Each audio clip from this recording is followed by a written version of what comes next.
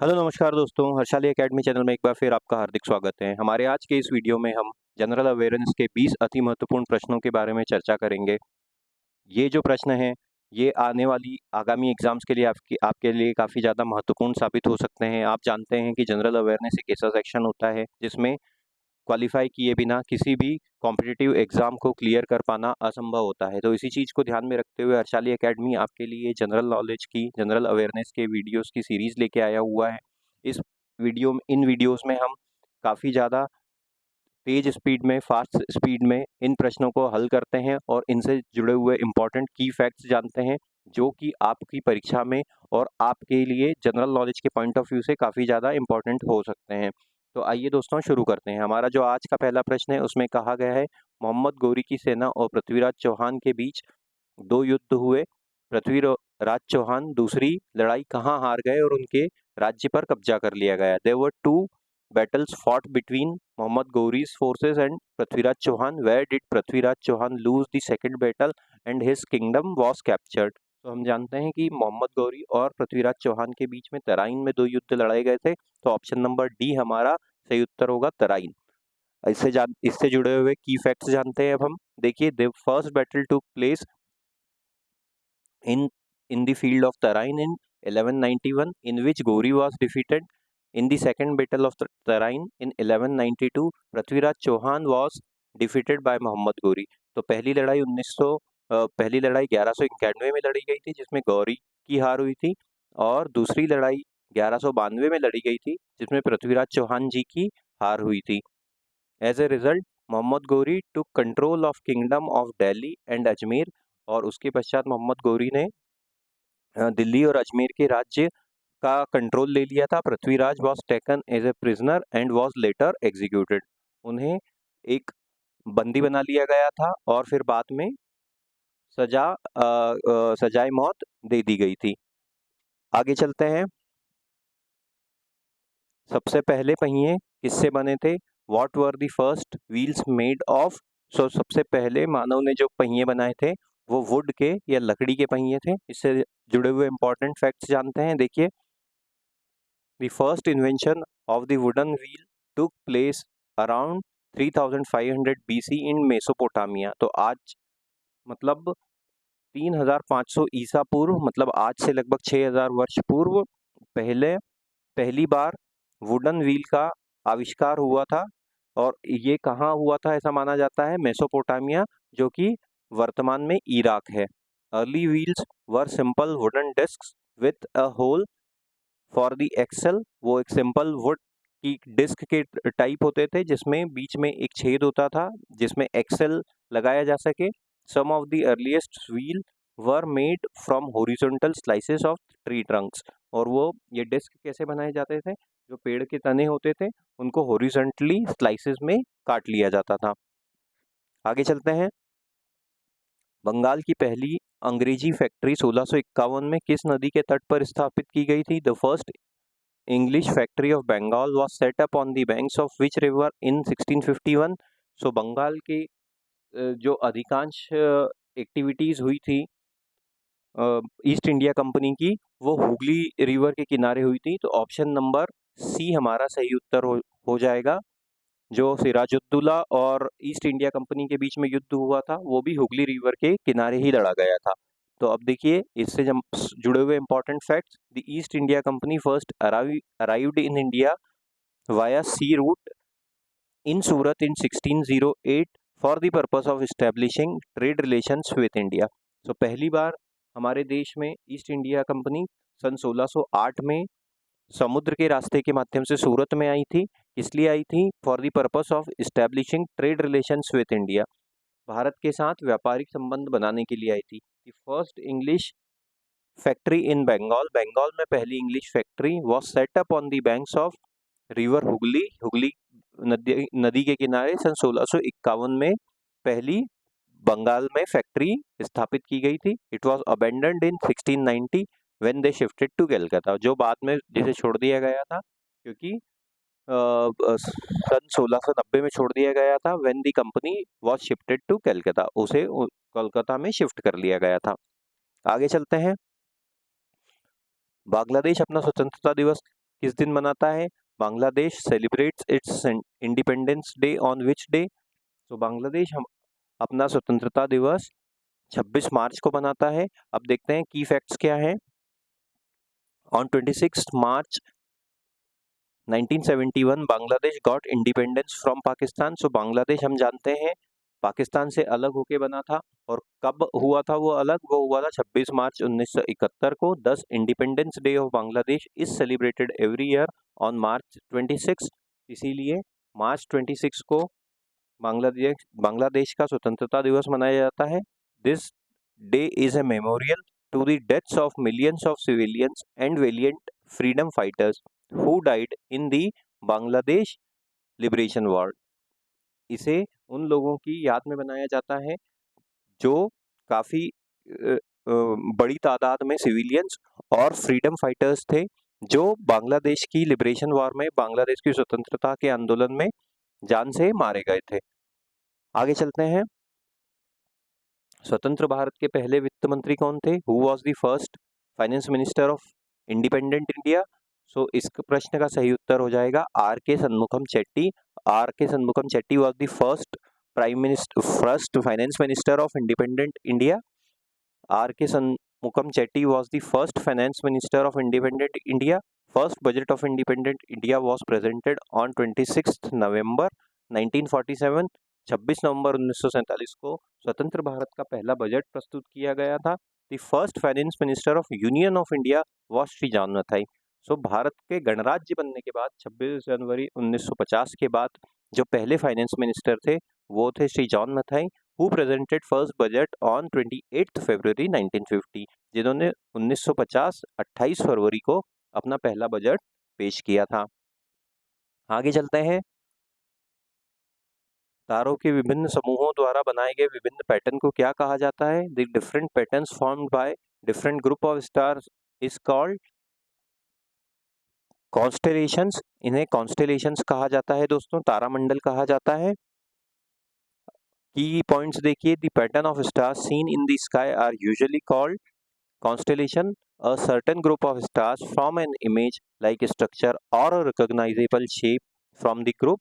ये जो स्टार्स हैं वो एक ग्रुप बना लेते हैं या फिर एक इमेज लाइक स्ट्रक्चर बना लेते हैं, और जब वो इस तरीके का स्ट्रक्चर हमें यहाँ से दिखाई देता है तो हम उसे कॉन्स्टेलेशन कहते हैं। Astronomers use the term constellation to refer an area in the sky. Astronomers इन्हें तारामंडल के रूप में जानते हैं। आगे चलते हैं।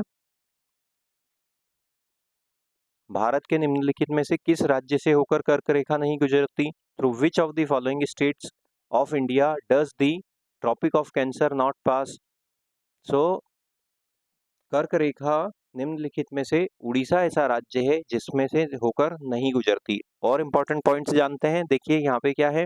द ट्रॉपिक ऑफ कैंसर कर्क रेखा passes through 8 states in India. तो कर्क रेखा भारत के 8 राज्यों से होकर गुजरती। कौन कौन से स्टेट्स हैं वो? Gujarat, Rajasthan, Madhya Pradesh, Chhattisgarh, Jharkhand, west Bengal, Tripura and Mizoram. The tropic of cancer does not pass through Orissa. Orissa से होकर नहीं गुजरती हैं। आगे चलते हैं। हर साल 1 सितंबर को मनाया जाने वाला सोलुंग किस राज्य की आदिस जनजाति का सबसे लोकप्रिय त्योहार है? Solung is celebrated on September 1 every year. Is the most popular festival of Adis tribe in which state?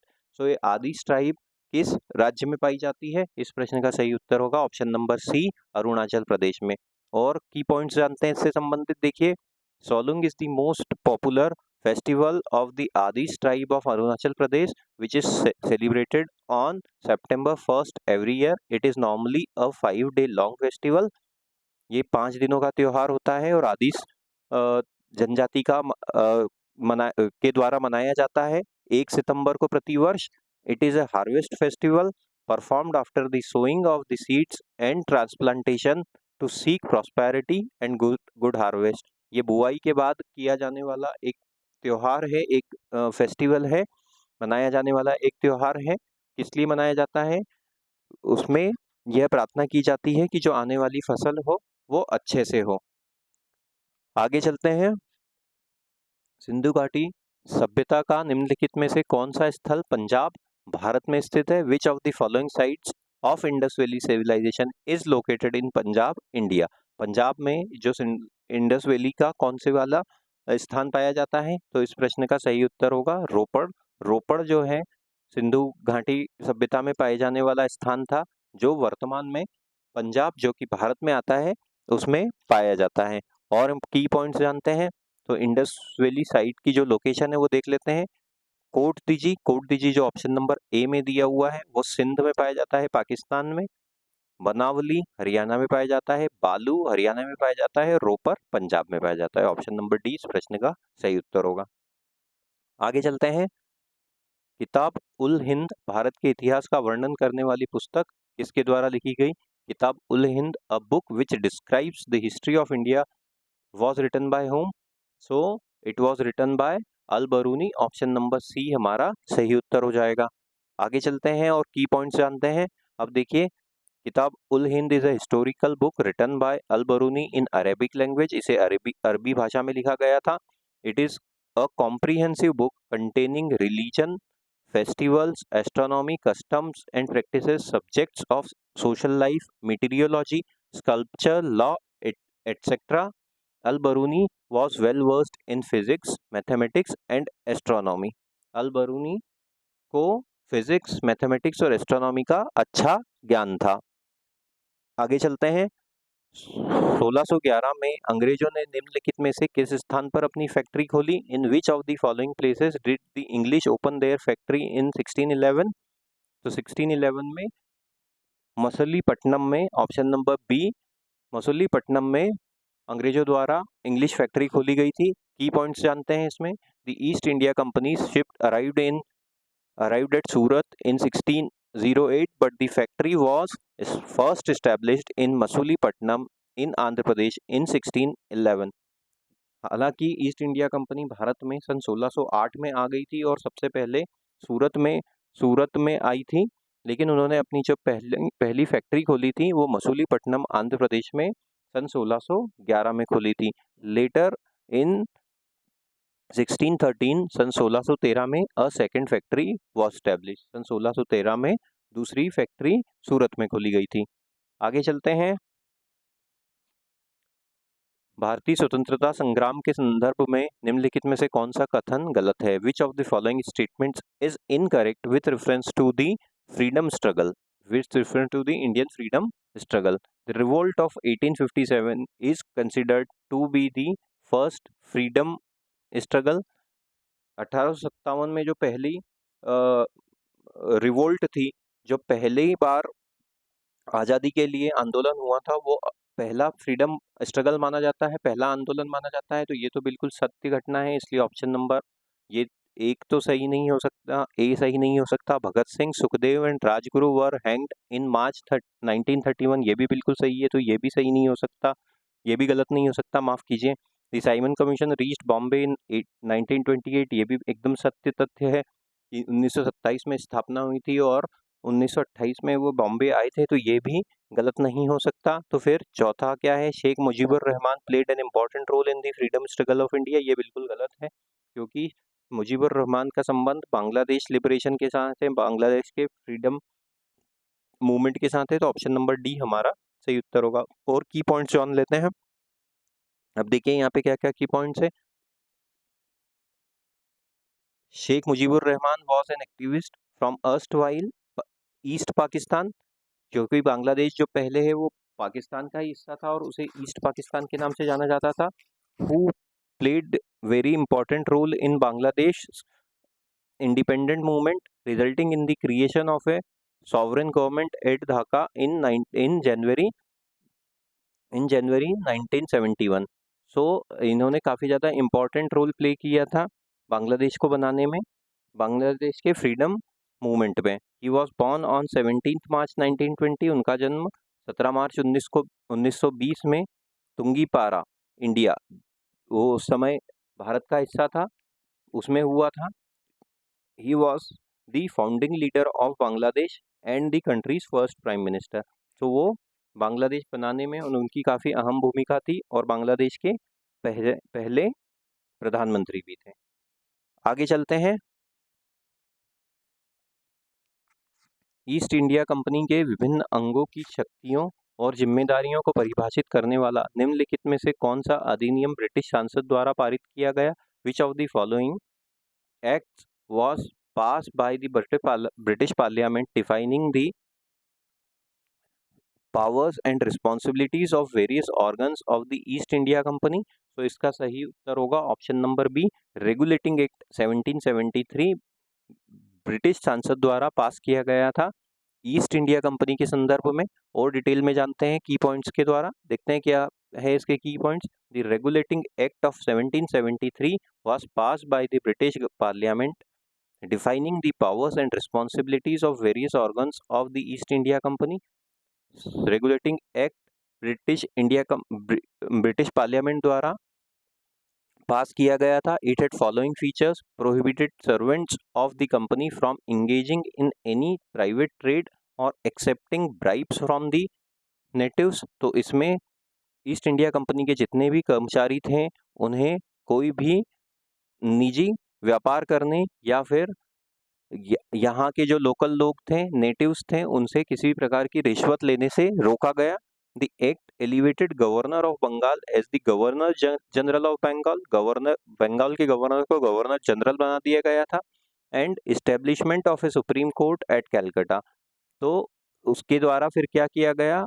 Supreme court बनाई गई कोलकाता में सन 1774 में। तो ये रेगुलेटिंग एक्ट है 1773। आगे चलते हैं। निम्नलिखित में से कौन सा आकाश में तारामंडल नहीं है? Which of the following is not a constellation in the sky?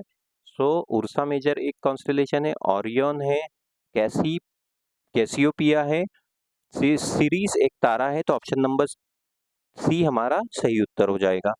अब देखिए, a group of star visible in night that appear in form of a certain pattern are known as constellation. जो एक निश्चित आकृति बनाते हैं तारे, एक इमेज लाइक आकृति बनाते हैं, उसे कॉन्स्टेलेशन कहा जाता है। Orion, Ursa Major, Ursa Minor, Cassiopeia, Great Bear, Hydra, Crux etcetera are the examples of constellations. Sirius dog star is the biggest star in the night sky. Sirius is highly visible in the northern hemisphere in winter night sky. आगे चलते हैं। भारत किस दिशा में हिंदू कुश पर्वत श्रृंखला से घिरा है?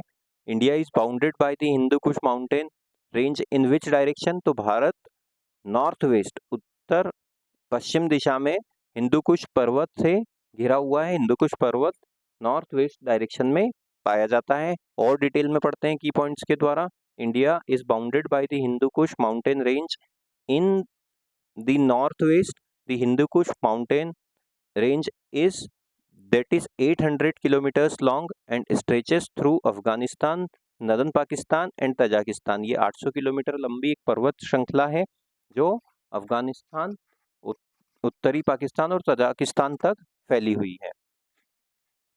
आगे चलते हैं। ड्री फेस्टिवल एक महत्वपूर्ण कृषि त्योहार मुख्य रूप से किस राज्य में अपातनी जनजाति द्वारा मनाया जाता है?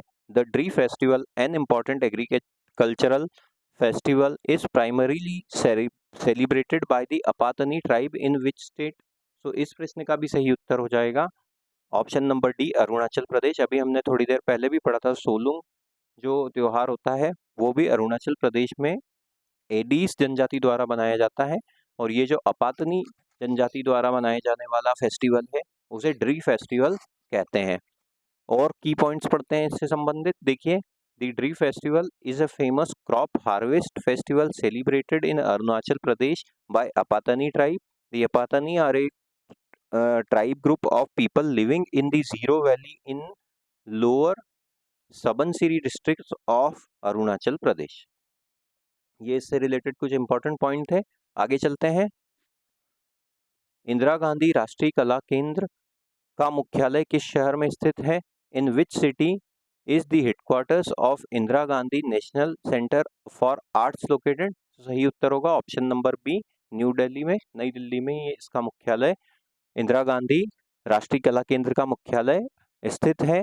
The headquarters of Indira Gandhi National Centre for arts is located in new Delhi. It is a center for educational research and diffusion in the field of arts. It was established in 1987 as an autonomous body by the Ministry of Culture of Government of India. उसकी स्थापना 1987 में एक स्वतंत्र एक autonomous body के रूप में, एक स्वतंत्र बॉडी के रूप में ministry of culture government of India द्वारा की गई थी.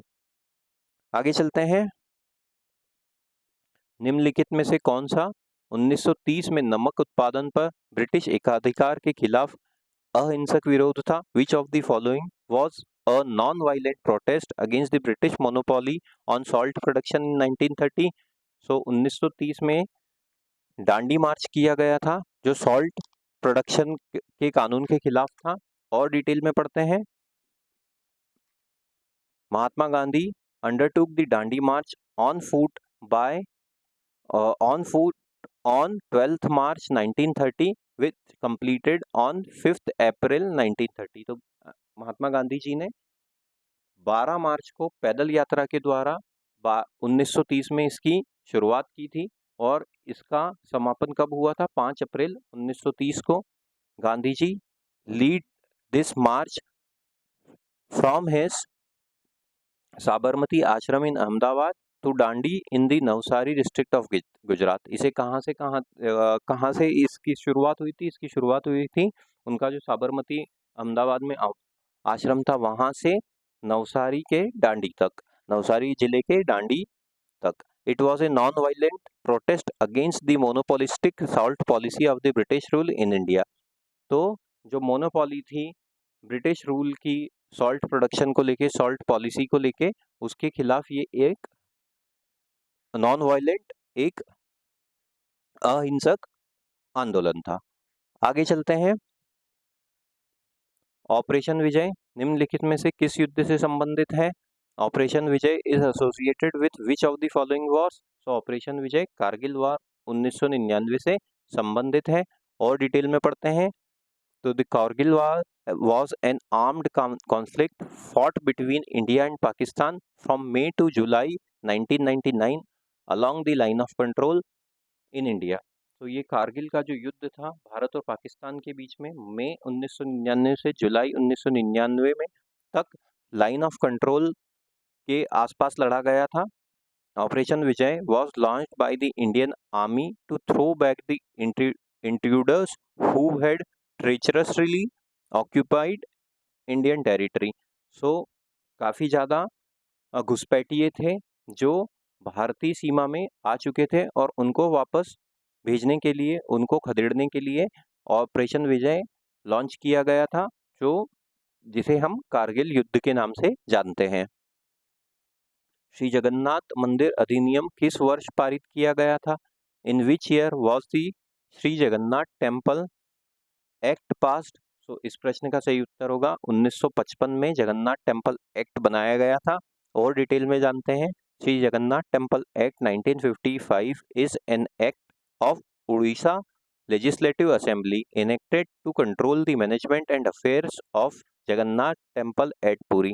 तो ये उड़ीसा लेजिस्लेटिव असेंबली, उड़ीसा विधानसभा द्वारा बनाया गया हुआ एक एक्ट है जो 1955 में बना था. किस लिए बनाया गया था? जगन्नाथ टेम्पल जो है पुरी में, उसके मैनेजमेंट और कंट्रोल के लिए. और इसमें क्या कहा गया है? In terms of the provisions of this act the management, administration and governance of the temple vests in a committee known as Shri Jagannath temple managing committee.